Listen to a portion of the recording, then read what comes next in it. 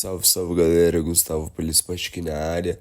Nesse sábado, dia 24 de maio, fui lá no ginásio do Sesc de Ceilândia acompanhar a grande final, jogo de ida do Brasiliense de futsal adulto feminino. É isso, eu chegando no ginásio, as suas equipes já estavam no aquecimento. Esse time de branco é o time da APCF ADF-DF e sua adversária era a equipe do Barbosa Césia Futsal. Fiquem com alguns dos melhores momentos do primeiro tempo desse jogo.